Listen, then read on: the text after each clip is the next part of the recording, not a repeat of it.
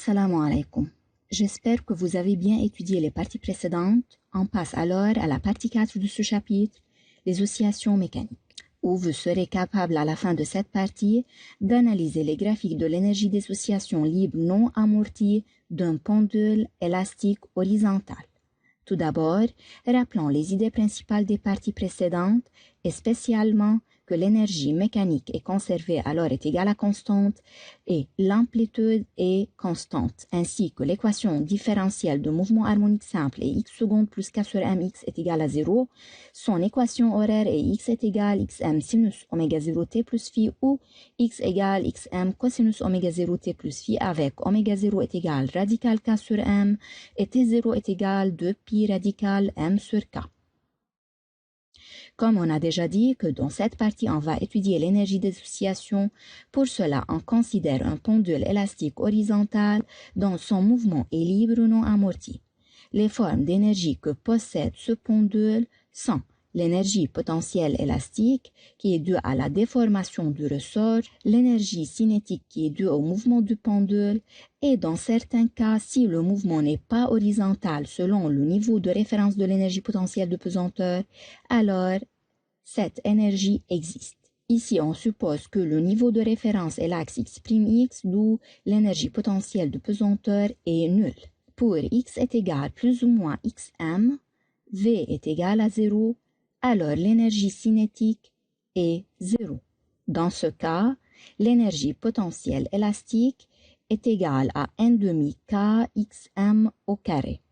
Mais pour x est égal à 0, V est maximal, algébriquement, V est égal plus ou moins V max, alors l'énergie cinétique est égale à 1 demi m V maximal au carré et l'énergie potentielle élastique est égale à 0. Alors on peut dire qu'en se déplaçant entre ces points, l'énergie oscille entre l'énergie cinétique et l'énergie potentielle élastique en passant complètement de l'une à l'autre. Donc, il existe un échange d'énergie alternative entre l'énergie cinétique et l'énergie potentielle élastique. Puisque l'énergie mécanique est conservée, alors delta EM est égal à 0 et par suite delta EC est égal à moins delta EPE. De O, qui est la position d'équilibre, vers A, le mouvement commence avec l'énergie cinétique. Lorsque l'objet se déplace à gauche, l'énergie cinétique diminue et elle est convertie en énergie potentielle élastique par le ressort comprimé. La vitesse devient nulle lorsque l'énergie cinétique est complètement convertie en énergie potentielle élastique et la compression dans ce cas est maximale. Lorsque le ressort revient de A vers O, l'énergie potentielle élastique est convertie maintenant en énergie cinétique. Elle devient entièrement une énergie cinétique à la position d'équilibre O. L'énergie cinétique est ensuite reconvertie en énergie potentielle élastique de O en B. Lorsque le système atteint le point B, la vitesse devient nulle puisque l'énergie cinétique est complètement convertie en énergie potentielle élastique où l'élongation est maximale. Encore une fois, de B à O, l'énergie potentielle élastique est convertie en énergie cinétique à l'équilibre où la vitesse est maximale. Par conclusion, on peut dire que, au cours du mouvement oscillatoire d'un pendule élastique horizontal, l'énergie est transformée d'une façon continue entre l'énergie cinétique et l'énergie potentielle élastique. Comment peut-on tracer les courbes d'énergie? Les variations d'énergie peuvent être étudiées soit en fonction du temps, soit en fonction de l'abscisse. Commençons par les graphiques de l'énergie en fonction de l'abscisse. La figure suivante montre 3 graphiques d'énergie. O est la position d'équilibre du centre G du bloc du pendule élastique horizontal et X est variable entre moins XM et XM. On va essayer de faire correspondre chaque type d'énergie à son graphique. Premièrement, on sait que l'énergie mécanique est constante car elle est conservée puisqu'il n'y a pas de frottement, alors sa courbe est de couleur rouge. L'énergie potentielle élastique en fonction de x est un parabole, mais EPE en fonction de x au carré est une ligne droite croissante passant par l'origine puisque EPE est égal à 1 demi kx au carré. On sait que pour x est égal à 0, EPE égale à 0, donc la courbe verte correspond à EPE. De même, EC est un parabole, mais pour x est égal à xm, v égale à 0, et par suite EC égale à 0, alors la courbe bleue correspond à EC. Passons au graphique en fonction du temps. Tout d'abord, soit l'équation horaire x est égale à xm sinus oméga 0 t plus phi. Donc x est une fonction sinusoïdale en fonction du temps. L'énergie mécanique des oscillations libres non amorties est constante quel que soit t, car le frottement est négligeable. Alors, l'énergie mécanique est tracée suivant une ligne horizontale. L'énergie potentielle élastique donnée par 1 demi kx au carré.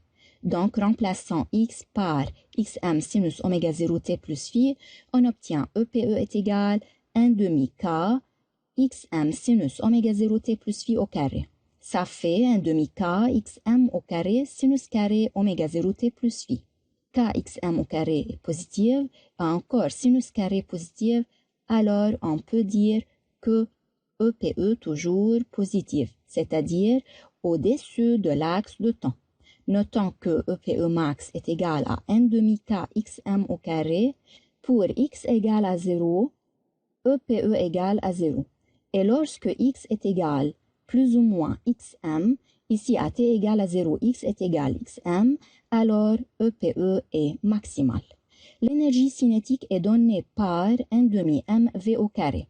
Sachant que v est égal à x', ça fait xm oméga 0 cosinus oméga 0 t plus phi.